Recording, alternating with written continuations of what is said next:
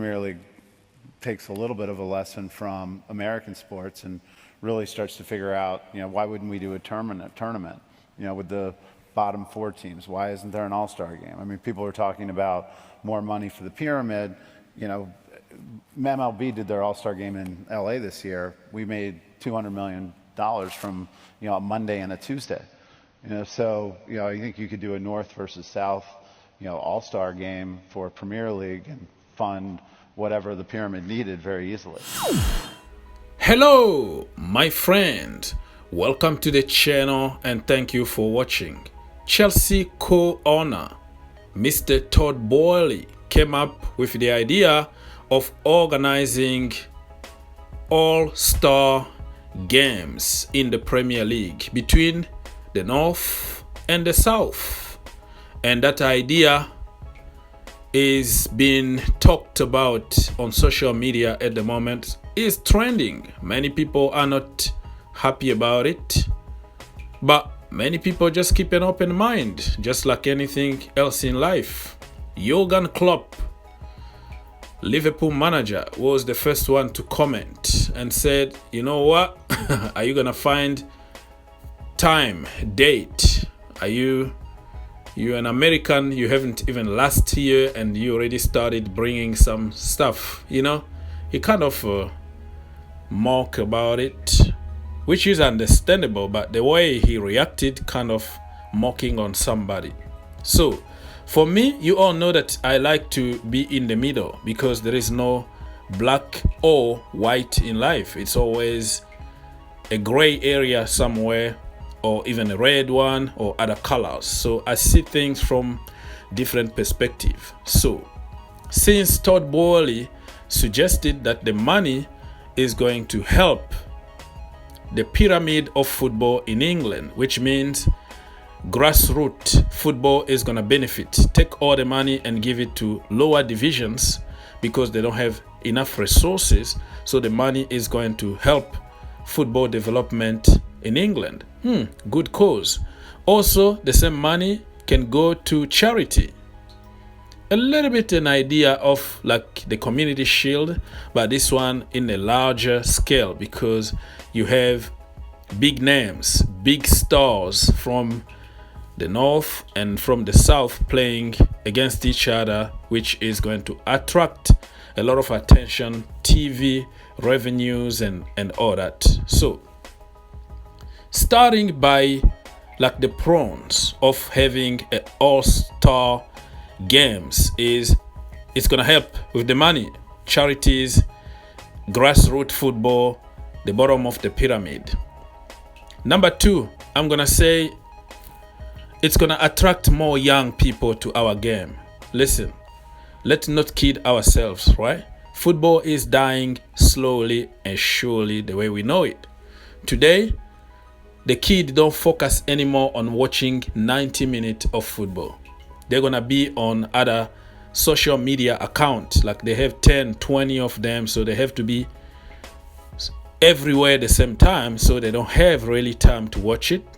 They just gonna watch highlights of 15 seconds on TikTok and make their conclusions. And most of the time, they are the expert of football. They didn't watch the game, but because they know who scored and who had an assist or somebody who had a step over or who dribbled past somebody who had a very good video posted on Instagram are the people who are going to be praised at the end of the game. They are bowlers, they did this and that. Everybody else is crap, they need to go. They are not good enough. They are the most expert people you can find right now on social media are people who actually don't watch football. So let's not kid ourselves here. Football need to invent or to reinvent itself, otherwise it's gonna die with the new generation. That's why even the idea of like the halftime show, instead of 15 minutes to put it 20, put some kind of spectacle to help the young generation focus and continue the next 45 minutes. It's going to happen in the future, not today, maybe not tomorrow, but you have to keep an open mind. So if you organize an all-star game like this, new generation, they follow players, they can change even clubs to follow their idols. So organizing that game is going to, make them even fall in love with the game often, because they are only superstars from the North and the South playing between each other. Let's now talk about the cons of organizing such games. First of all, the calendar.